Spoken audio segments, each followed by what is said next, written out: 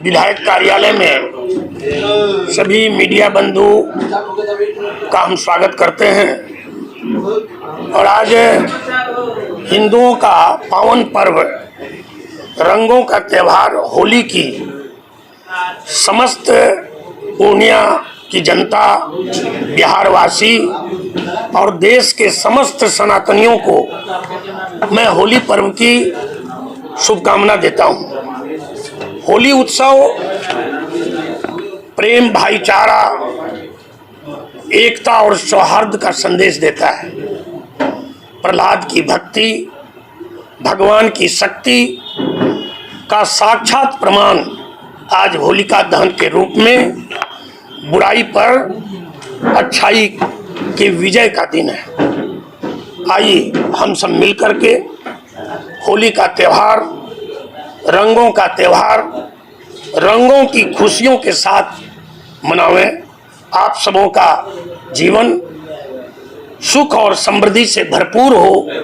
मैं भगवान श्री राम से ये प्रार्थना करता हूँ। और आप सभी जो मीडिया कर्मी हैं, अखबार से जुड़े हुए हैं, सोशल मीडिया से जुड़े हुए हैं, यूट्यूब से जुड़े हुए हैं, सबको मैं होली की शुभकामना देता हूं। मंगलमय होली सब हम मनावें और आपके माध्यम से पुनः पूर्णिया की समस्त जनता को, समस्त भाइयों और बहनों को, बिहार की जनता को और देश के हिंदू और सनातनियों को मैं होली की बहुत बहुत शुभकामना देता हूँ। रमजान में बोल दीजिए कुछ। और 28 फरवरी से विधानसभा का सत्र शुरू हुआ है, जो लगातार 28 मार्च तक चलेगा। और 28 तारीख से लेकर के 28 मार्च तक चलने वाले विधानसभा के सत्र में मेरे द्वारा अल्पसूचित और तारांकित लगभग 42 प्रश्न डाले गए हैं और निवेदन के 20 प्रश्न हैं, शून्यकाल के 19 प्रश्न हैं, याचिका के 20 प्रश्न हैं, ध्यानाकर्षण के 19 प्रश्न हैं, गैर सरकारी के 2 ऐसे 122 विषय को इस बार विधानसभा में, वैसे तो हर बार उठाता हूं, लेकिन ये जो बजट सत्र है, जो पूरे 1 महीने का बजट सत्र है, जिसमें कि देश के यशस्वी प्रधानमंत्री नरेंद्र भाई मोदी के मार्गदर्शन में और बिहार के मुख्यमंत्री आदरणीय नीतीश कुमार जी के नेतृत्व में 3,17,000 करोड़ का जो बजट है, वो बिहार के लिए बहुत ही विकास का बजट है, बिहार को आगे बढ़ाने का बजट है, बिहार की समस्त जो आबादी है उसको सुखमय करने का बजट है, जिसमें कि इन प्रश्नों को हम विधानसभा में उठाने का काम कर रहे हैं। और 28 से लेकर अभी तक जो 9 दिनों का जो बजट सत्र सदन में प्रारंभ हुआ, शुरू हुआ और होली पर जो वापस आए हैं, उसमें काफ़ी विषयों को हमने उठाने का काम किया है। और एनडीए सरकार में एनडीए के जो हमारे मंत्री हैं, सरकार के जो मंत्री हैं, उन्होंने उसको पूर्णिया के विकास के लिए गंभीरता से भी लिया है। आदरणीय मुख्यमंत्री जी की प्रगति यात्रा में पूर्णिया के विकास के लिए काफ़ी योजनाओं की घोषणा नहीं हुई, बल्कि उसे कैबिनेट में पास करके जमीन पर लाने का काम किया गया है। और जो विधानसभा में जो हमने प्रश्न अभी तक जो उठाए हैं, उनमें जो स्वीकृति मिली है या स्वीकृति प्रक्रियाधीन में है, उसमें जो है हमारे यहाँ कुछ जो मुद्दे आए हैं, उनको मैं आपके माध्यम से जनता तक पहुँचाने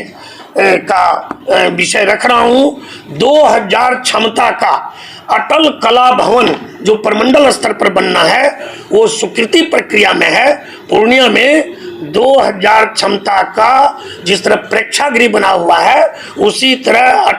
अटल कला भवन का निर्माण होगा, जिसमें कलाकारों को भी प्रशिक्षण के लिए व्यवस्था की गई है। बांग्ला साहित्य के संरक्षण के लिए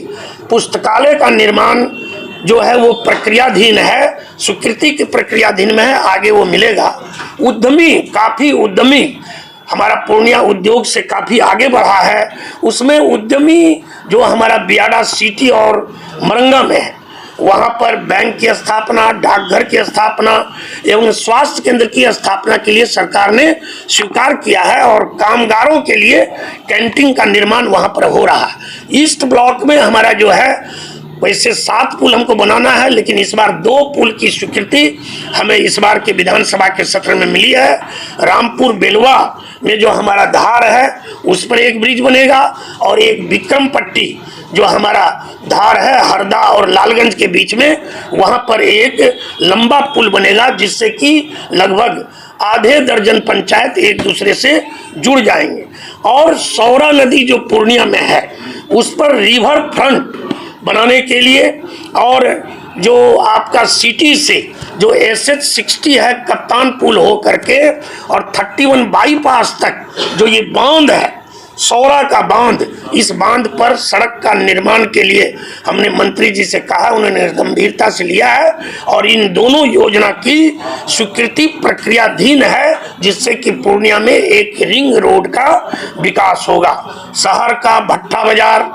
शहर का मधुबनी बाजार, शहर का खुशकीबाग बाजार, ये तीनों जीर्ण शीर्ण अवस्था में था। इसके जीर्णोद्धार की मांग हमने की थी, आदरणीय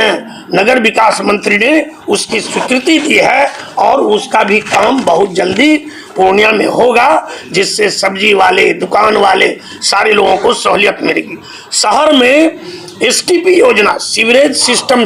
जो योजना है, ट्रीटमेंट सिस्टम STP, और शहर में जो स्ट्रॉम ड्रेनेज वाटर सिस्टम से पिछली बार हमने 87 करोड़ रुपया लाने का काम किया था, इस बार और भी ज्यादा राशि उसमें